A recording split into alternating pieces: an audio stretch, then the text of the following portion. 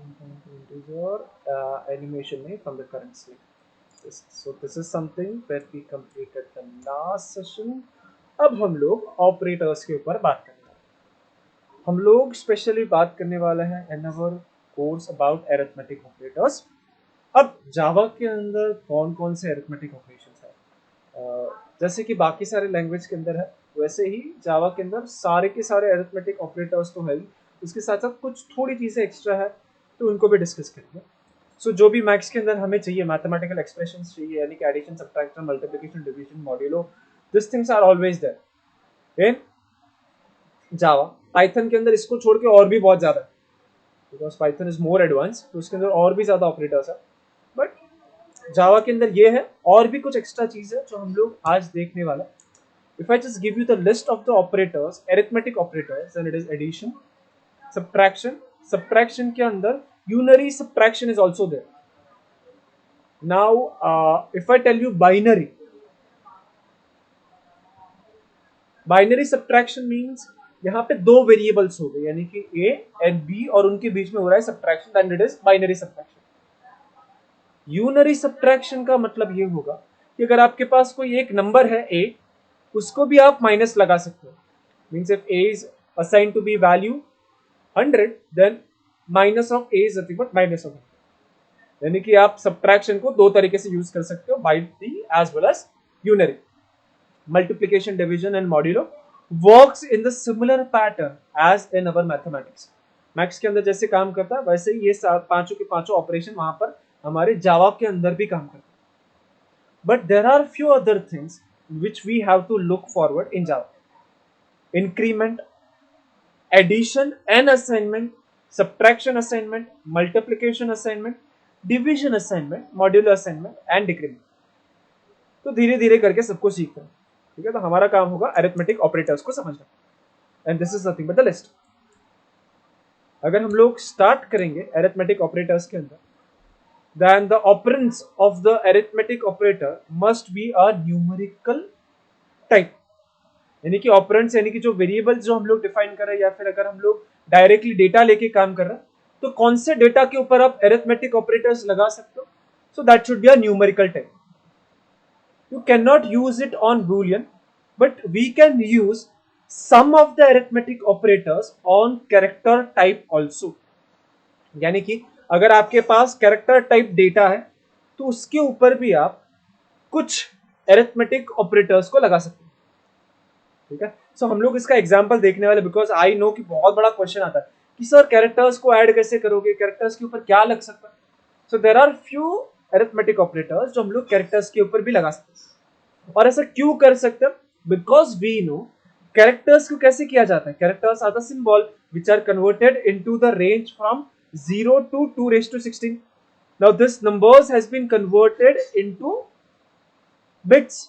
यानी कि अगर कैरेक्टर्स के ऊपर आप ऑपरेशन लगाते हो तो एक्चुअली उसके करस्पॉन्डिंग जो इंटीजर है ना, उसके ऊपर वो ऑपरेशन लगता है और उसके हिसाब से वो काम करता है. सो पहले एक एग्जांपल देख लेते हैं कि भाई ये मैं बोल रहा हूँ सच में कैसे होता है, और फिर मैं वापस से उस पॉइंट को रिपीट करता हूँ. So what I do is I just come to the coding practice वाला जो कोड है उसको ही ओपन करता. What I do is I just perform an operation. Suppose if I define a character a, okay, या फिर simple में x मैं डिफाइन करता हूं, एक डिक्लेयर किया मैंने कैरेक्टर x. अब मैं क्या करूंगा, इसके ऊपर मैं एक मैथमेटिकल ऑपरेटर को यूज करने वाला. यानी कि suppose I have a character a inside this. x के अंदर मैं क्या स्टोर कर रहा हूं, the character a plus 1. And now let's just print की क्या होता है, system dot out dot println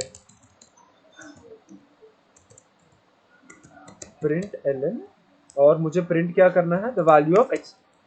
the value of x is, ठीक है. तो ये हो गया. मैं कर क्या रहा हूं यहां पे, इस x इज अ कैरेक्टर जिसके अंदर मैं स्टोर कर रहा हूं कैरेक्टर a प्लस 1. यार ये करेगा क्या देखते हैं अब. सो कंट्रोल एस करके मैंने सेव कर दिया. प्रैक्टिस को करते हैं compile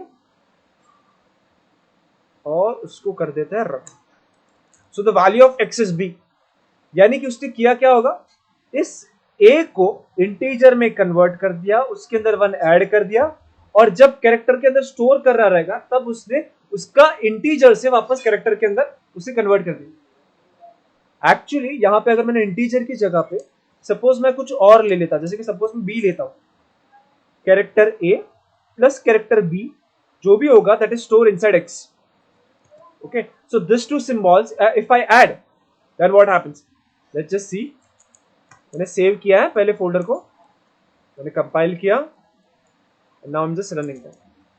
so you observe question mark आ गया, यानी कि a का जो भी इंटीजर वैल्यू होगा प्लस b का जो इंटीजर वैल्यू होगा उसको ऐड करने पर जो इंटीजर वैल्यू बिना अगर उसको डिक्शनरी में देखा जाए, यूनिकोड डिक्शनरी में, तो वहां पे क्वेश्चन मार्क सिंबल स्टोर हुआ है। सपोज अगर मैंने यहां पे कुछ और ले लिया d, and if I just run this, compile it, and I just run this, so ये सी वहां पे क्या आ रहा है, a आ रहा है और उसके ऊपर वो सर्कल है, यानी कि a का इंटीजर वैल्यू प्लस d का इंटीजर वैल्यू, इन दोनों को ऐड करके जो इंटीजर आया उसको अगर डिक्शनरी में देखा जाए तो वहां पे a और ऊपर सर्कल है। That symbol has been stored inside that value, जो a और d का वैल्यू होगा उसको ऐड करने के बाद। तो what we learn over here is we can perform some arithmetic operations on characters also. Why we can do this? Because characters are considered as a subset of integers. ऐसा क्यों? Because characters को integers में convert किया गया और उसके बाद जाके उसको यूनिकोड से हम लोग उसके बाद उसको जाके बिटकॉइन कहाँ पे कहाँ बोल रहा था मैं, बिट यानी कि बाइनरी में कन्वर्ट किया। ये न्यूज के अंदर बिटकॉइंस बहुत पढ़ रहा हूँ ना, तो उसकी वजह से, बट बाइनरी के अंदर इसको कन्वर्ट किया गया। ओके, अरे यार मुझे इसको इरेज करना था, it's okay, but this is an example जो अभी अभी हम लोग ने डिस्कस किया। सो अरिथमेटिक ऑपरेशंस न्यूमेरिकल टाइप पे तो होता ही, उसके साथ साथ कैरेक्टर टाइप पे भी होता है, उस चीज को नोट करना। This is nothing but the meaning of the slide. Okay, आगे बढ़ता है, कुछ इसमें ऐसा है नहीं कि we should go further, but धीरे धीरे आगे बढ़ता है। The modulo operator, because I feel कि इट माइट बी पॉसिबल कि स्टूडेंट कभी भूल जाता है, बट मॉड्यूलस क्या करता है, तो मॉड्यूलस क्या करेगा, उसको डिवाइड कर देगा and will write the reminder, correct. So the modulo operator which is used by the symbol percentage, I think most of the programming language percentage को ही यूज करती है टू यूज मॉड्यूलो, करेक्ट। अगर आपको a modulo b ढूंढना है then you just need to write a percentage b and we are going to use it very frequently. Will return the remainder of a division operator. It can be applied to floating point types as well as integer types. The following example program demonstrate the percentage. So let's see, एक program मैंने यहाँ पे copy paste करके रखा। This is one of from your reference book. Let's read the code first because ये बहुत easy था, इसलिए मैंने इसको type करने नहीं सोचा।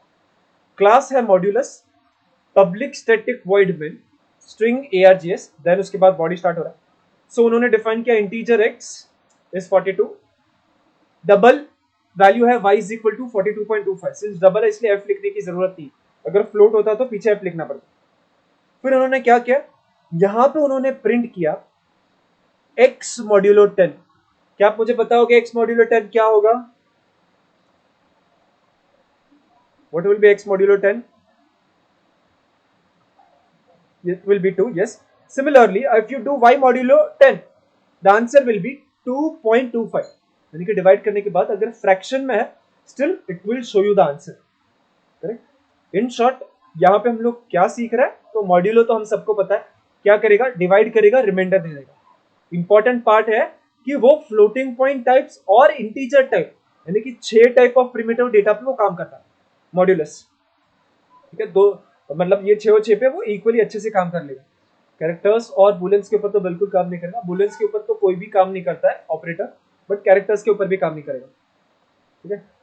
But I need to check अच्छे से कि क्या एरर आ रहा है कैरेक्टर के ऊपर, but for now floating point types and integers के ऊपर वो अच्छे से काम कर रहा है modulus, and this will be your output. The x mod 10 is 2, the y mod 10 is 2.25। तो वॉइस क्रैक हो रहा है, might be नेटवर्क इशू हो सकता है फ्रॉम योर एंड। बाकी सबको हो रहा है क्या? सर आपका नेटवर्क स्लो है, ओके जैक मैं भी बदल देता हूँ, नो इट इज क्लियर। अब अच्छा मेरा क्लियर है। ओके ओके क्लियर है, ठीक है हो जाएगा, कोई बात नहीं, होता है, मेरा भी होता है बहुत। It's okay. So what we learn over here is nothing but a modulus operator. Addition subtraction division नहीं देखेंगे because that would be a silly stuff. Add कैसे करना है, सब्ट्रैक्ट कैसे करना है, that should be ignored at this point. अब आगे बढ़ते हैं, कुछ अच्छी चीजें सीखेंगे। Assignment operator. असाइनमेंट ऑपरेटर बहुत ही इंटरेस्टिंग सा लगता है बिकॉज हम लोग यूज भी करते हैं, बहुत मजेदार है। Java provides a special operator that can be use to combine an arithmetic operators. यानी कि वो ये कहता है कि जावा के अंदर आप दो ऑपरेटर्स को एक साथ यूज कर सकते हो। As you probably know, the statement like the following are quite common in programming. कौन सी स्टेटमेंट? तो a is equal to a plus 4, यानी कि a को उसका जो वैल्यू है उसमें 4 ऐड कर दो और फिर वही जगह पे स्टोर कर दो। ऐसी जो चीज है तुम लोग बहुत बार यूज करेंगे, और definitely the kind of coding that I am going to perform with all of you, हम लोग ऐसा बहुत बार यूज करेंगे बिकॉज मैं ज्यादातर नंबर्स के साथ खेलना पसंद करूंगा कोडिंग के अंदर, तो उसके अंदर हम लोग यही सब चीजें करने वाले हैं। सो ये टाइप के जो स्टेटमेंट्स है वो बार बार हम लोग यूज करते हैं। तो इसको यूज करने का एक शॉर्टकट तरीका है जो अरिथमेटिक असाइनमेंट ऑपरेटर जिसे हम लोग कहते हैं। क्या कर सकते हैं, अगर मुझे ये स्टेटमेंट लिखना है कि ए के अंदर 4 ऐड करो और उसी के अंदर स्टोर कर दो, तो इसको लिखने का और एक इजी तरीका है, that is nothing but a plus is equal to 4। यानी कि ये दोनों स्टेटमेंट सेम तरीके से काम करती। इसका मतलब क्या होगा? इसका मतलब होगा ए के अंदर 4 ऐड करो और उसी के अंदर स्टोर कर दो, right? Add 4 and store into itself, that is nothing but this statement. यानी कि ये चीज और ये चीज same. What will do, initially हम लोग इसको यूज करेंगे, लेकिन जैसे जैसे आप कंफर्टेबल हो जाओगे स्टार्ट यूजिंग दिस स्टेटमेंट, कुछ फर्क नहीं पड़ेगा, दोनों सेम तरीके से काम करते। फर्क ये होता है कि sometimes this statement works faster, और अगर एक्चुअल अगर सॉफ्टवेयर बनाना तो we try to make our software as fast as possible. So हम लोग इसी को यूज करने की कोशिश करें। बट इसका मतलब क्या हो रहा है कि जो भी वैल्यू है उसको ऐड करो and then store it in the same.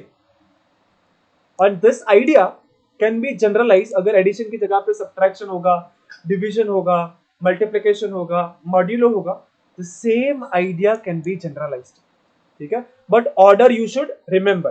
पहले क्या है, पहले हम लोग ने ऑपरेशन जो है वो लिखा और उसके बाद असाइनमेंट यानी कि इक्वल का साइन लिखा, और उसके बाद जो भी वो एक्सप्रेशन था वो लिखा, correct. So operation, assignment and the expression, that is nothing but an order. और एक तरफ क्या है तो वेरिएबल, ठीक है। और एक एग्जांपल देखते हैं, चीजों को और क्लियर करता है। This version uses plus equal to component assignment operator. Let's see one more example. ये कुछ तो हुआ क्या, और एक एग्जांपल होना चाहिए था। ये डायरेक्ट ये कैसे आ गया बेटा? आई थिंक कुछ तो स्लाइड में कुछ तो हुआ रहेगा बाय मिस्टेक। आई थिंक मैंने कोई एक स्लाइड डिलीट कर दिया था,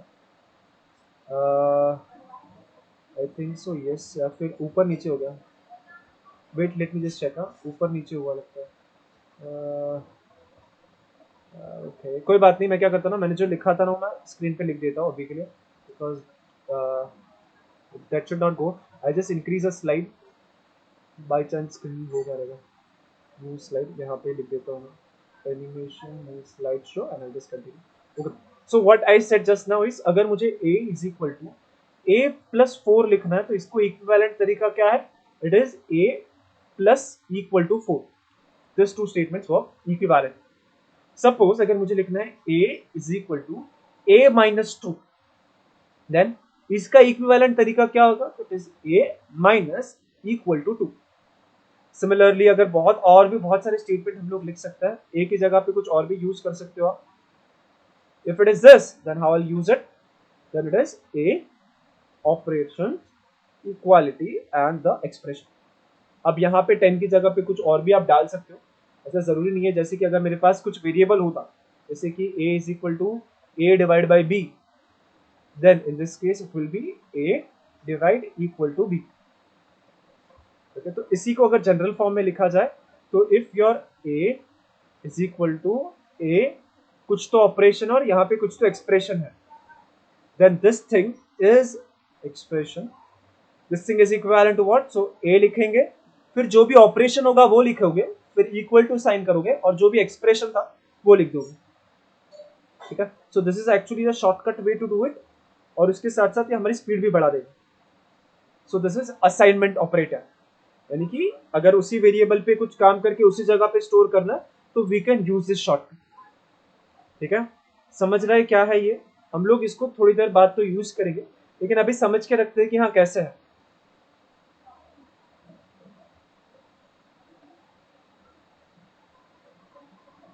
Is it okay? Let me know in the chat box.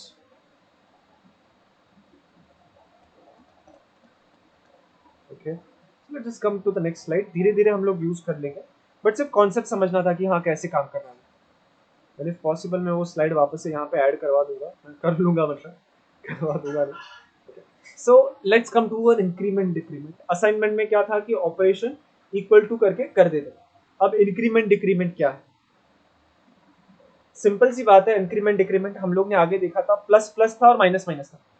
This are nothing but increment and decrement operators. काम किस तरीके से करता है वो समझते हैं।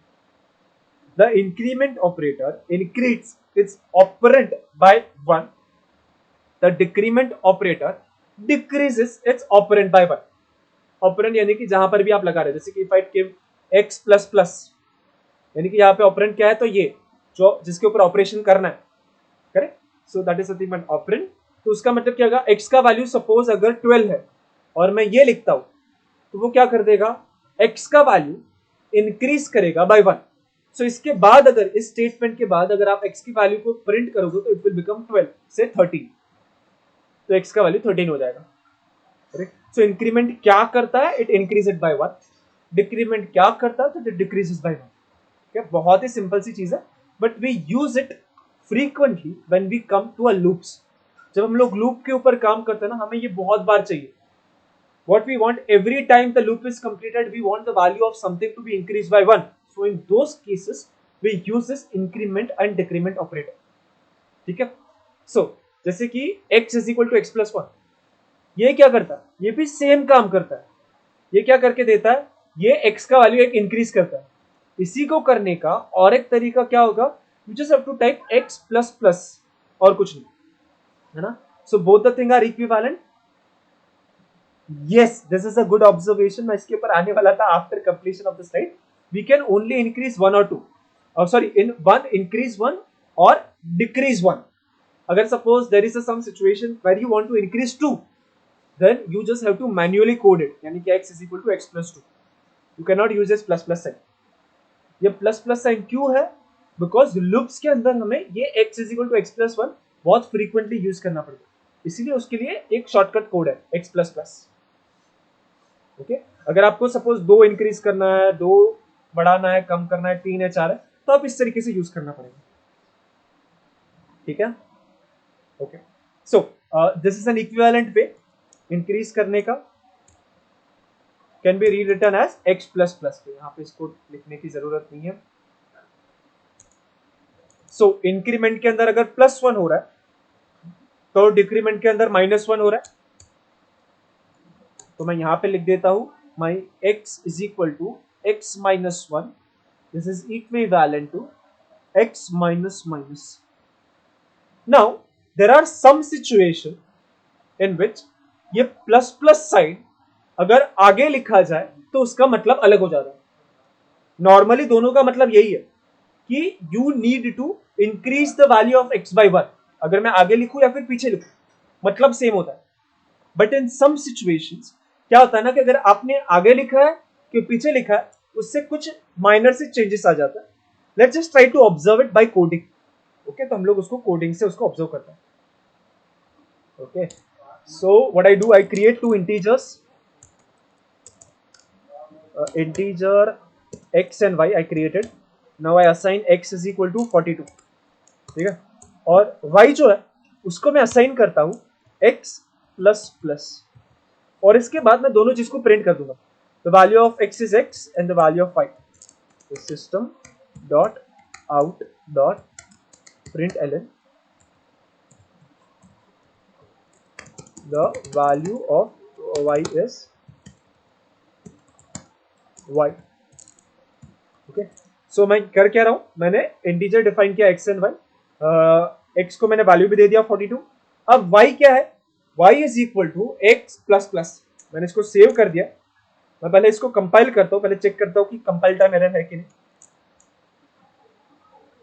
Okay, now I just let you guys guess what will be my output. Value of x क्या होगा, वैल्यू ऑफ y क्या होगा, आउटपुट के अंदर क्या क्या नंबर्स प्रिंट हो गए, you have to guess.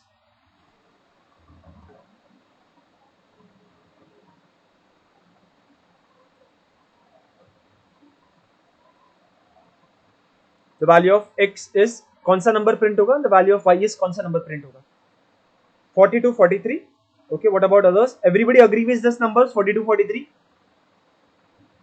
Yes, okay. So now let us just run this and check कि सुखमान सही है कि नहीं. Okay, so let me just do it.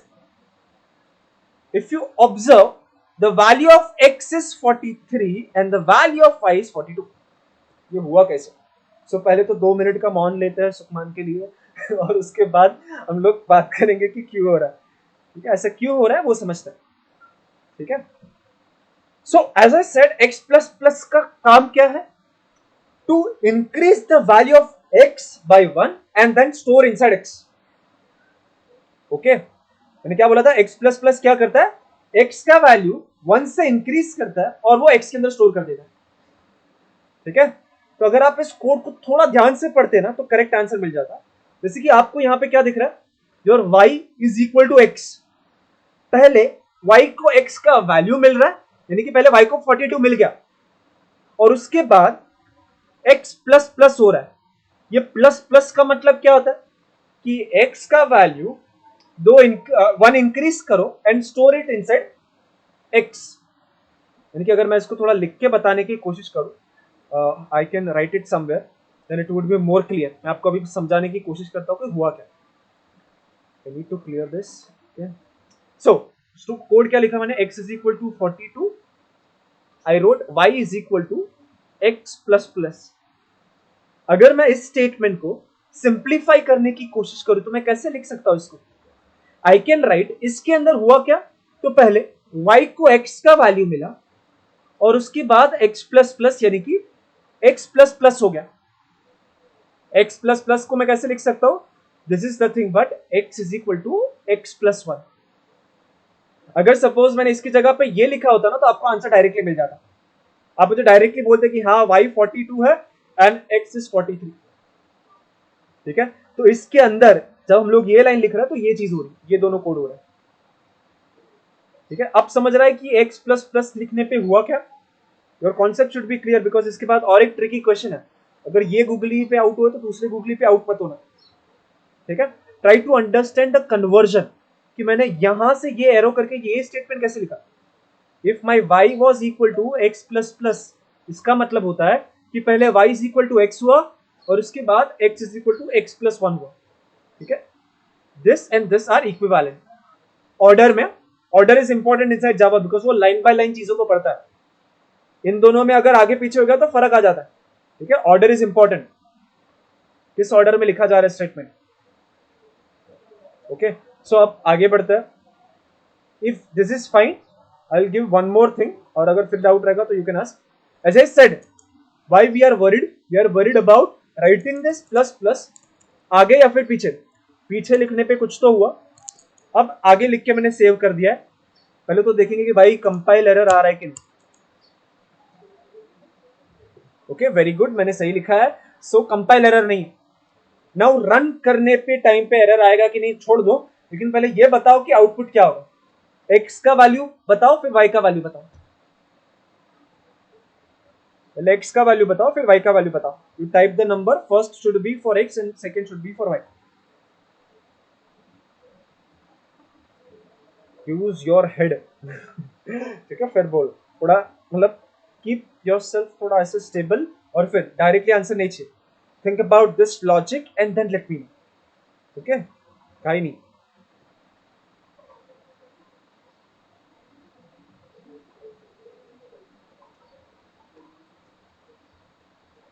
Now what we have y is equal to plus x. So अगर इसको equivalent form में सोचोगे, get your answer. Same ही होगा ना जी ना.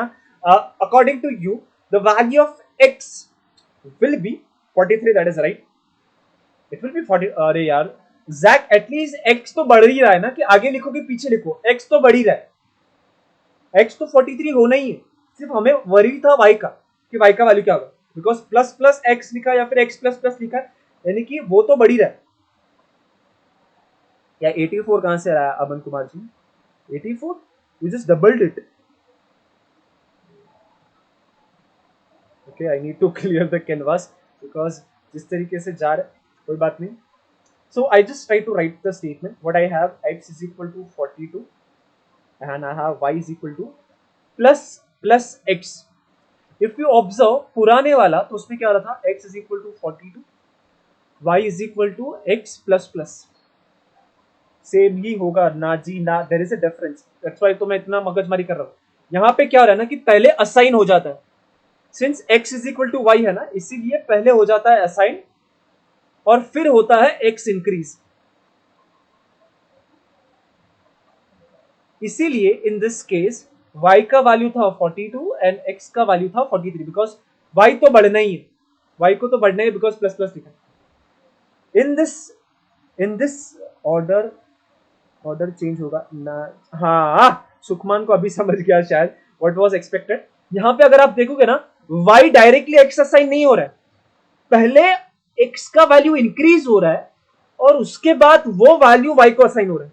इफ यू ऑब्जर्व, यहां पे x is equal to y is equal to x directly नहीं, यहां पे क्या है, y is equal to plus x.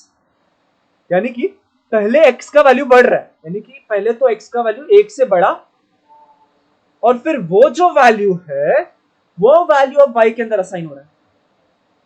Now the value of y is increase. तो मतलब कि इस लाइन से मुझे पता चलेगा कि y x is equal to 43 है और नेक्स्ट लाइन में वही वैल्यू ऑफ y को मिल गया.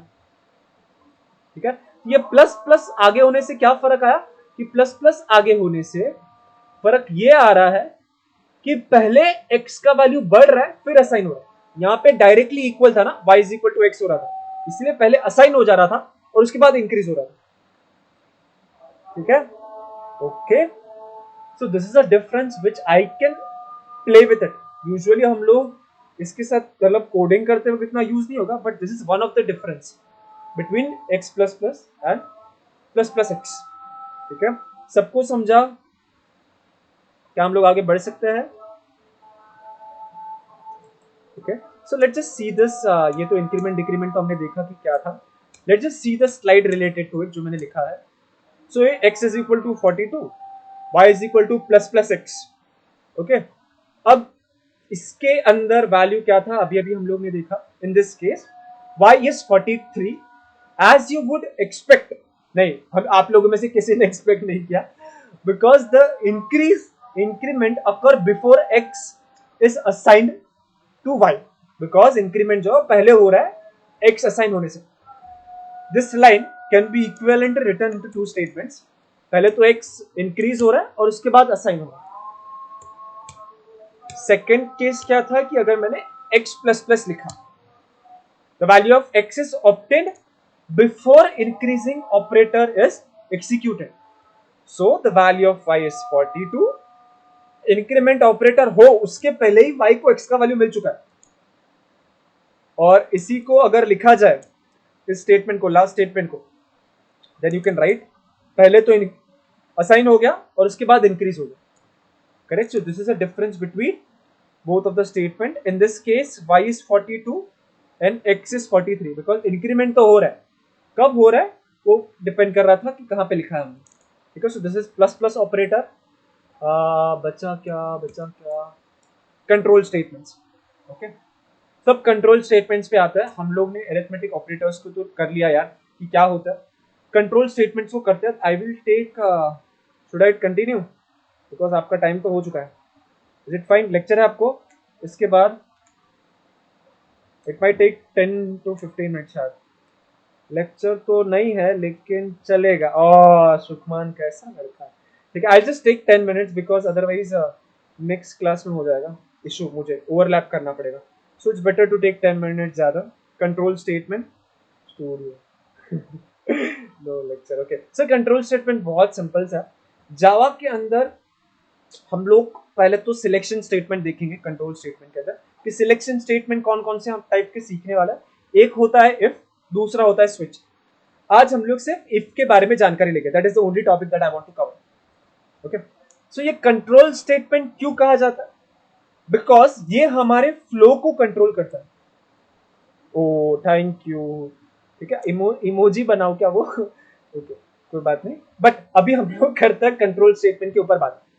कंट्रोल स्टेटमेंट क्यों कहा जाता है?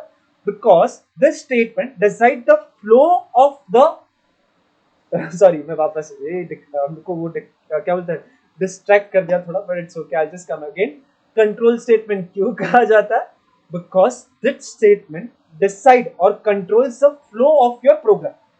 जैसे कि आप लोगों को ऑलरेडी पता होगा, suppose there is some condition I put after if this condition is true then the block will get executed, otherwise वो स्किप हो जाता है। यानी कि एग्जीक्यूशन किस हिसाब से होगा दैट विल बी डिसाइड और कंट्रोल बाय द स्टेटमेंट्स। दो स्टेटमेंट सीखेंगे, इफ एंड स्विच, और भी बहुत सारे, लेकिन आज इफ पे कॉन्सेंट्रेट करेंगे। This statements allows you to control the flow of your program execution based on the condition known at the run time. हम लोग रन टाइम कंडीशन पे नहीं जाएंगे बिकॉज जितना जावा हम लोग को सीखना है इन दिस सेमिस्टर, उसके अंदर हम लोग यूजर इनपुट नहीं करने वाला। एक्चुअली हम लोग ही कुछ वैल्यू देंगे और फिर एग्जीक्यूट करवाएंगे। यूजर इनपुट अभी तक नहीं करने वाला है, तो रन टाइम नहीं लेकिन एटलीस्ट कंपाइल टाइम तक का तो फ्लो डिसाइड होगा based on the value of the variable, the flow will be different. अभी के लिए सिर्फ ये कह सकते हैं हम लोग। तो कंट्रोल स्टेटमेंट किसके अंदर हमें इंटरेस्ट है? तो इफ के अंदर। The statement if in Java is a conditional branch statement. It can be used to route program execution through two different paths.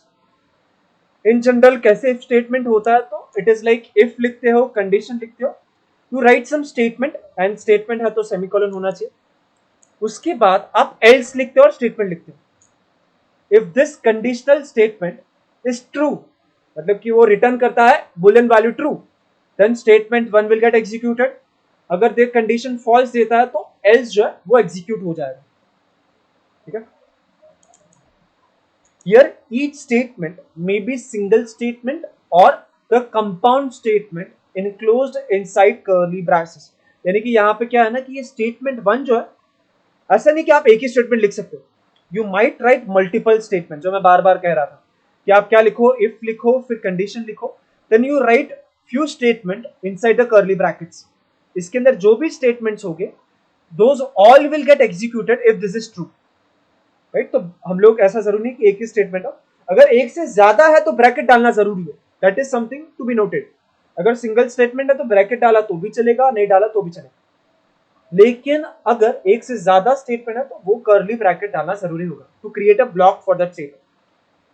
The condition is the condition in any expression that returns the boolean value. यानी कि ये जो condition है, ये कुछ ऐसे statements होने चाहिए या फिर ऐसे एक्सप्रेशन होने चाहिए जो कुछ तो बुलियन वैल्यू दे, यानी कि ट्रू या फिर फॉल्स उसका आंसर होना चाहिए।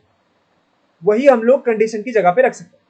For an example I can write i is greater than 0 और आई का कुछ तो वैल्यू रहेगा, correct. So this will return either true और false. The else clause is optional, यानी कि जरूरी नहीं है कि एल्स को रखना ही। अगर एल्स रखा तो फायदा क्या होगा कि अगर कंडीशन फॉल्स है तो वो एग्जीक्यूट होगा। अगर सपोज एल्स नहीं रखा तो कंडीशन फॉल्स होने पे कुछ भी एग्जीक्यूट नहीं होगा, मींस उसके बाद की कुछ भी चीज एग्जीक्यूट नहीं होगी। उसके बाद इन द सेंस कि एल्स से रिलेटेड कुछ नहीं है तो कुछ फर्क नहीं पड़ेगा, ऐसा। अदरवाइज सोचेगी कि इफ के बाद का कुछ नहीं होगा, ऐसा नहीं। अगर फॉल्स है तो कुछ फर्क नहीं पड़ेगा, ऐसा। Okay so this is about if. बहुत ही छोटा सा है एग्जाम्पल, मैं नेक्स्ट क्लास जब भी लूंगा ना तब मैं कवर करूंगा। एक छोटा सा एग्जाम्पल यहाँ पे, what will do, will just read this example. Okay so class practice public static void main string args। यानी क्या किया, एक इंटीजर ले लिया i विच इज 10, जो मैंने अभी वैल्यू दिया 10। if my I is greater than 5, this is system.out.println, the value of I is greater than 5. System.out.println, this is an output from if block. Else, the system.out.println, the value of I is less than 5. System.out.println, this is an output from the S block. तो ये क्या है? This is an example of use of an if block. क्या क्या? If लिखा, condition लिखा, block बनाया. Else के बाद कोई कंडीशन नहीं है, ब्लॉक बनाया. ठीक है? If the statement is true, ये ब्लॉक एग्जीक्यूट होता है. अगर आई का वैल्यू मैंने 10 लिखा है यहाँ पे, तो डेफिनेटली ये ब्लॉक एग्जीक्यूट होता है, जो आप यहाँ पे आउटपुट में देख सकते हो ब्लैक नीचे. The value of I is greater then 5, this is an output from if block, जो सीएमडी का मैंने स्क्रीनशॉट रखा है. ठीक है, तो इस तरीके से हम लोग इफ ब्लॉक को यूज करते हैं. ठीक है, इफ एंड एल्स. डेफिनेटली मुझे पता है कि और भी कुछ डाउट हो सकता है, बट अभी के लिए इफ ब्लॉक कितना याद रखेंगे आज के लेक्चर से, कि इफ होता है कंडीशन ब्लॉक, एल्स होता है ब्लॉक. अगर कंडीशन क्या होता है, तो ऐसी चीज जो बुलियन वैल्यू रिटर्न करे. एल्स जो है वो लिखना जरूरी नहीं है. अगर लिखा तो फायदा क्या होगा कि फॉल्स होने पे ये चीजें एग्जीक्यूट हो जाएगी. अगर ट्रू है तो ये ब्लॉक एग्जीक्यूट हो जाएगा. ठीक है, तो this are the basic things that are there inside if block. In the next class we will continue with the few more examples of if block और टॉपिक को आगे लेके जाएंगे. ठीक है, एक बार मुझे देख लेने दो. हाँ, नेस्टेड इफ से हम लोग नेक्स्ट टाइम से चालू करें. ठीक है.